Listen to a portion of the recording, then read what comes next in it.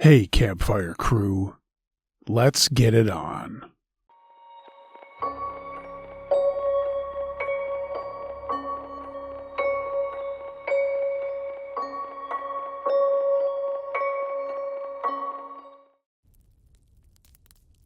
Hey gang, gonna do something a little bit different this episode. As you know, I always read everything that I get. That's the whole point, and I read them all. And oftentimes I get extremely short stories that don't really fit the rhythm of everything else that I'm doing. So I've saved some from this month, and I'm going to share them here. They're all short, and they're all pretty scary. Let me know what you think of this format. I don't plan on doing it as a regular thing, but just thought I'd give it a spin. See what you think. The Shadow in the Attic, submitted by Aaron K. When I was about 10, I started hearing scratching sounds above my bedroom ceiling. My parents said it was mice in the attic, but it never sounded random. It was rhythmic, like something pacing. One night, I heard a soft dragging noise and a thump. I looked up, and through the vent above my bed, I saw two dark shapes moving. I froze, and then a whisper came through. Just my name, drawn out like it was right above me. I screamed and my dad ran in. Then he went to check the attic, but he didn't find anything except footprints in the dust. Small ones, like a child's.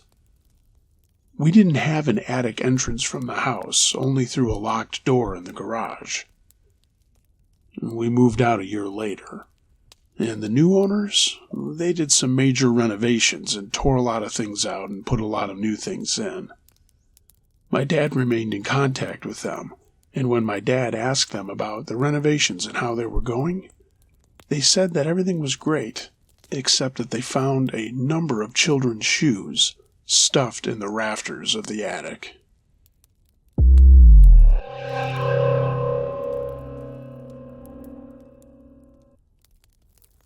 The Man with the Camera, submitted by Matt W. I used to work nights at a gas station off a lonely stretch of highway in Texas between Houston and San Antonio. One night, around 2 a.m., a guy in a hooded sweatshirt came in. He didn't buy anything, he just wandered around in the aisles, holding his phone like he was pretending to text. When he left, I noticed his phone was aimed at me, and it was recording. Before he was gone, I stepped outside and checked out his car. I got the make, model, and license plate number, and after he drove off, I noticed something strange on a light post facing the register where I stood most nights. It was a small camera that had been duct taped to it. I told my boss, and he checked security footage, and it showed this guy earlier that week setting it up. And of course me, every night for the past 5 days, right in the direction of the camera. My boss called the police, and they came out to do a report. And later that night, they said they found the same car, abandoned a few miles down the road, and inside the car was a map with an address circled. Mine. Nothing ever came of it, but I was terrified for months.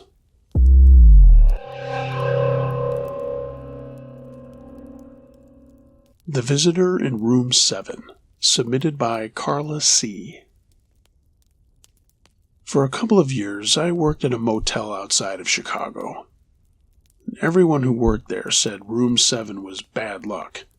Guests were always complaining of cold air, the smell of cigarettes when no one was smoking, and sometimes people reported seeing a man standing by the window. We also had a number of people get hurt while cleaning it or working on the AC or whatever.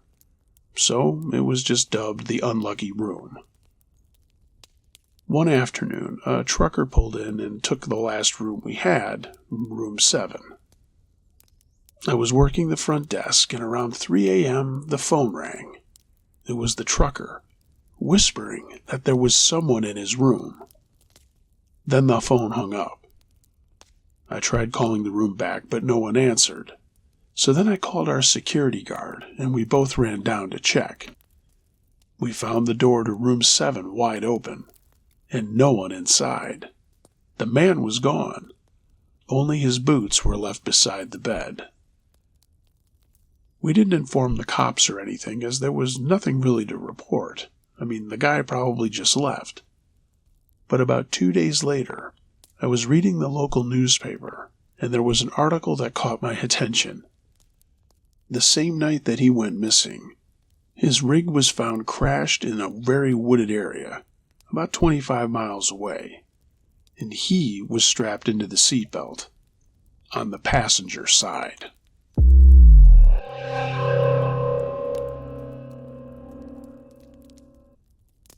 The Woman in the Driveway, submitted by D. I got home late after spending an evening at a friend's house, and as I pulled into my driveway that night, my headlights caught someone standing at the end of it near my garage, a woman in a long coat. She had long blonde hair that was kind of scraggly, and I couldn't really see her face. I could tell that she was wearing glasses, though. She just stood there staring at me. I lived alone. It was my parents' house before mine, and they had since passed away and left it to me. So being by myself and seeing this strange woman standing there by my garage, needless to say, that freaked me out. I honked my horn at her, but she didn't move. So we just sat there staring at each other for a few minutes, and all the while she didn't move a muscle. This was in 1989, and obviously I didn't have a cell phone. After another few minutes of the standoff, I backed down the driveway, onto the street, and then drove to a gas station about a mile away and called the police from a payphone. They told me to wait where I was, and then they went to my house and searched the area around it. They didn't find the woman or anything else out of the ordinary and told me that it was safe to go home. I stayed up the entire night, scared out of my wits. The next morning, when I went out to work, I found footprints leading up to my bedroom window, perfectly clear in the frost, and there was a note under my car's windshield wiper that said, "You were supposed to stop."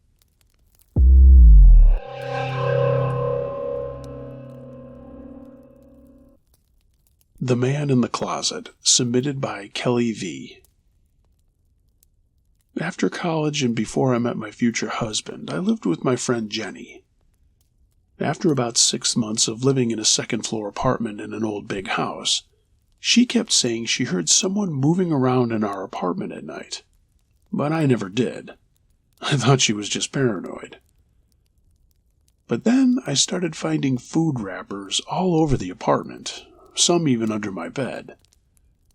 None of them were mine, and I finally asked Jenny about it because I was a neat freak and she was kind of a slob. But she just said, "Those aren't mine either." We were freaked out and called the landlord, who said that he hadn't had anyone over to do maintenance into our place without us knowing. He said it had to be one of us. One morning, I left for work after Jenny, but then realized I'd forgotten my phone.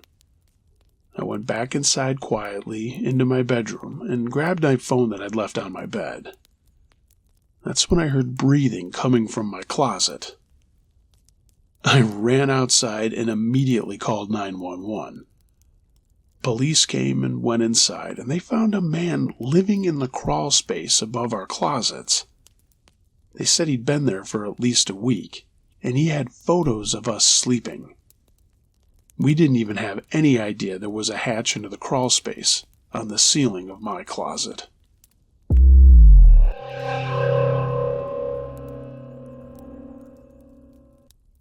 The Woods Behind the School, submitted by Lyft. My high school backed up to a big patch of woods, and after soccer practice, I'd sometimes walk the trail shortcut home. It was a lot faster than taking the streets. One afternoon, almost evening, I saw someone ahead of me on the trail. A tall, thin guy wearing a dingy gray coat. And I could hear this strange whistle that sounded like it was coming from him. Then, as if noticing I was coming up behind me, He ran into the trees off of the path without turning around to see me. I didn't go any forward. I turned around and went back the long way home. The next day, before practice, my coach told the rest of the team that the sheriff had been out walking his dogs and found bloody animal bones arranged in a circle right off that same trail with black candles in the middle. The weirdest part? They were carved with some kind of strange symbols, and a whistle made of bone was hanging from a branch above the other ones.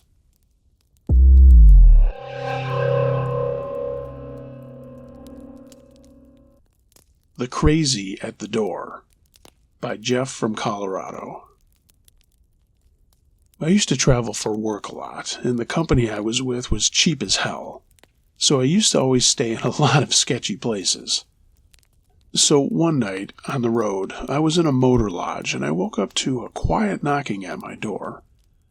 Not loud, just 3 slow knocks, and it went on every few minutes. I tried to blow it off and go back to sleep, but it was just so persistent. Every few minutes, those 3 slow knocks. Finally, pissed off, I got up and looked through the peephole, and I couldn't see anything. But then came the 3 slow knocks as I stood right there in front of the door. Finally, I shouted, "Get the fuck out of here!" And I heard a scream, like a little kid's scream. I didn't open the door. I ran and called the front desk guy, and he said that he would check it out. I didn't hear anything back from him that night, and the knocking finally stopped, so I did get some sleep. The next morning when I was checking out, I saw the night desk clerk before he was ending his shift, and he told me that he went out to look and didn't see anything but a beat-up old duffel bag on the concrete. Not knowing if it belonged to someone staying there, he had grabbed it and tossed it on a counter and figured whoever's it was would come back and get it. Then he decided to check out the security camera. He saw footage of a naked man wearing a diaper crawling on all fours in front of all the motor lodge's front doors and stopping at random ones, and then knocking.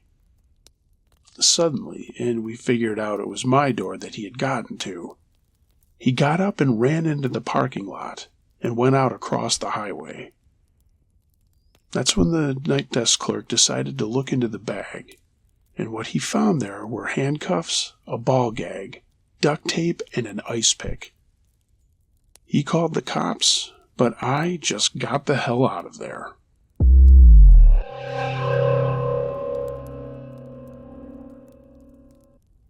The Mirror That Screamed, submitted by Carl. My wife and I collect antiques. It's something that we did when we first met each other, and we continue to do it to this day. We've bought a lot of really great pieces over the years, and we've sold a few of them too. It's a fun hobby. One day in 1999, I bought an old mirror from an estate sale. And every night after I hung it, though, I could swear I heard faint crying. And then, not long after that, I swore I heard whispering, like somebody arguing behind the glass. Then, one summer night, July of 2000, I heard clear as day a woman scream, and the mirror cracked right down the middle.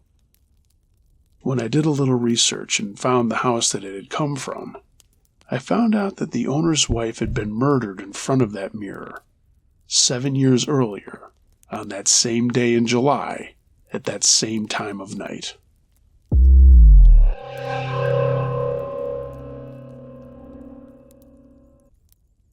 The Face in the Window, submitted by Allison N. I was living alone after a breakup and had just moved into a small apartment on the second floor of a building.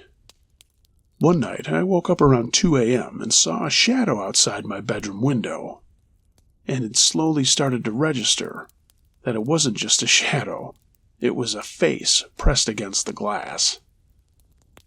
I screamed and grabbed my phone, but when I looked up again, the face was gone. I called the police, and they came out and didn't really find anything. The next morning, though, when I looked closer at the window, I found muddy handprints on the window, on the outside. And I hope you didn't miss the part about where I lived, on the second floor. Those windows were easily 16 feet off the ground.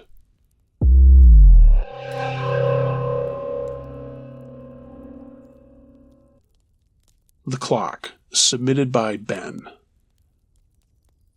My grandmother was ailing and she moved into an assisted living home. Before she did, she gave me an old pendulum clock, and it never worked right. I'd set it, and it would always stop after about a half hour. I kept saying that I was going to get it fixed, but I never did. It was a very pretty clock, though. One night, I woke up and heard the pendulum swinging again on its own, and then heard the chimes ringing. But it sounded odd, and it took me a moment to realize the chimes were ringing backwards. When I checked the time on my iPhone, it said it was 3:17 a.m. I chalked it up as a strange occurrence and went back to bed. Later that morning, when I got up to go to work around 6:30, my mom called me and told me that my grandmother had died during the night, somewhere around 3:15. I kept that clock, and I never fixed it. It's still broken to this day, and has never made a sound since that night.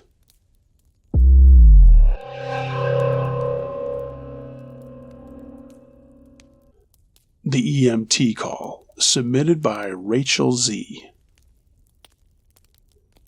A while back, I was a 911 dispatcher. It was a good job, and I enjoyed it very much, despite how tense things can get, and despite how many people yell at you on a daily basis. One night, I got a call from an older man saying that his wife had collapsed. He gave me the address, and we sent out a car along with paramedics and firefighters. Later, I found out that the woman didn't make it. But here's the thing. When we were reviewing the call for a report, I was wondering why we were needing to do that. Normally my calls were just the calls, everything was logged, and that was it. But our chief had some other questions for me.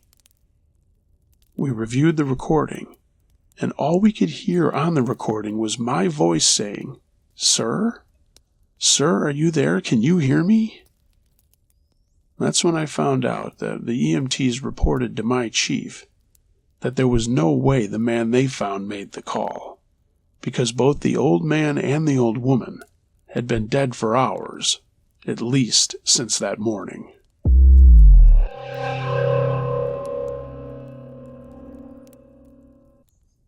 The Ice Glove, submitted by Dana in Wisconsin. Sorry this one's so short, but it's one of the creepiest things I've ever experienced. I was walking my dog during a snowstorm one evening and found a red glove frozen into the ice next to a pond not far from home. My dog was trying to dig it out, but it was frozen solid in that ice. I pulled him away and we went home. The next day I was getting ready to take him out for another walk and realized I had left my gloves in our front foyer, which I rarely did. When I went to grab them for the walk, one of them was gone, but in its place was the red glove we had seen frozen in the ice the day before.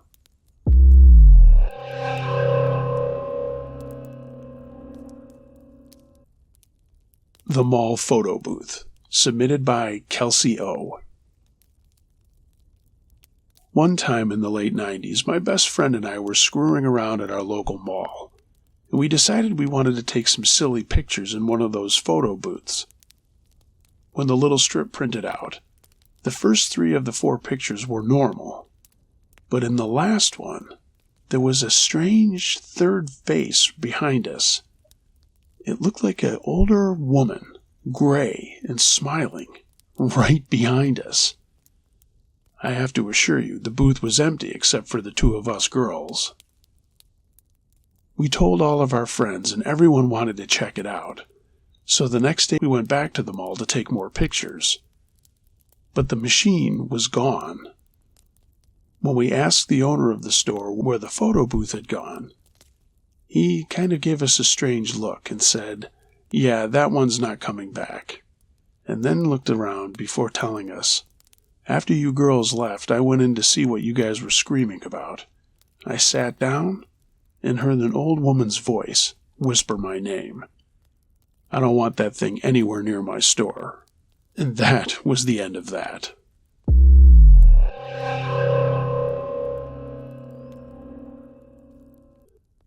The Flashlight Game, submitted by Derek M. My cousins and I used to play flashlight tag in the woods behind our grandparents' house. We'd hide and then flash our lights 3 times to signal that we'd been found. And one night when I was looking for everyone else, I saw a light flash back at me 3 times from deep in the trees. So I followed it for a little while, before realizing I heard all of my cousins' voices that were coming from far behind me. I was nowhere near the group anymore. Well, I turned around and ran like hell back to them and told them what I had seen. We all went into the house and told my aunt what had happened. And she didn't tell us right away, but later that evening when we were watching movies and eating popcorn, she told a story that her cousin, who had died in that forest during a tree felling accident years before, used to play the same game we were playing in those woods. She didn't come out and say it, but deep down I knew that I had seen her cousin come back, flashing his light at me.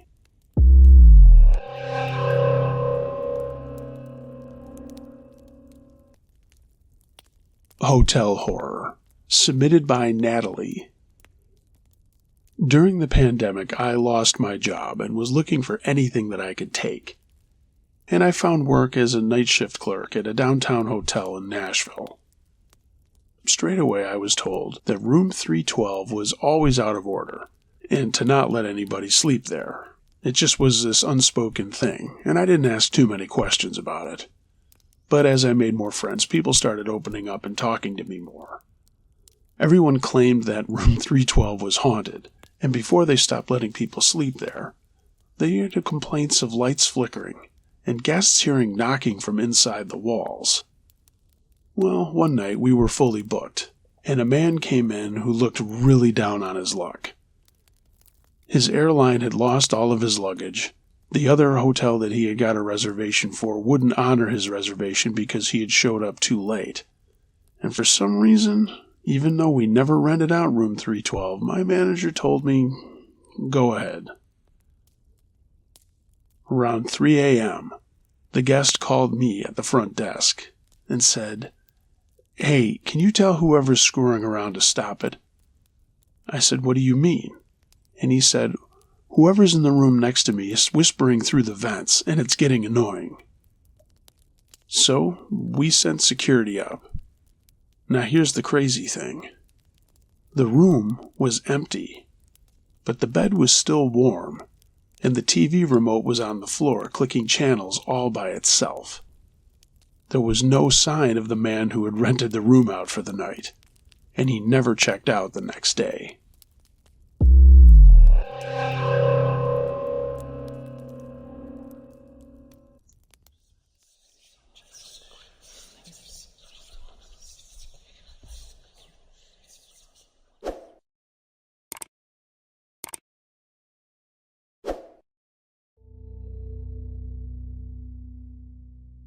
Hey gang, thanks for listening to this episode. If you have a true scary story of any nature that you'd like me to narrate, email it to Uncle Josh, truescarystories@gmail.com. I read them all. If you like what you've heard and seen and you're catching this on YouTube, give the video a thumbs up. Leave a comment. I'd like to know what you thought of the stories, and if you're not a subscriber, hey, why not subscribe? Tell a friend about the channel. All that stuff does help out with the algorithms. Follow me on social media, and if you'd like to take a step further in supporting what I'm doing, find a link in the description to my Patreon page, and consider getting yourself some Uncle Josh and Campfire Crew merchandise. The link to my TeePublic storefront is in the description as well. Everyone, be excellent to each other. And until next time, be wary of things that go bump in the night. It could be anything. A ghost, a monster, or the guy next door.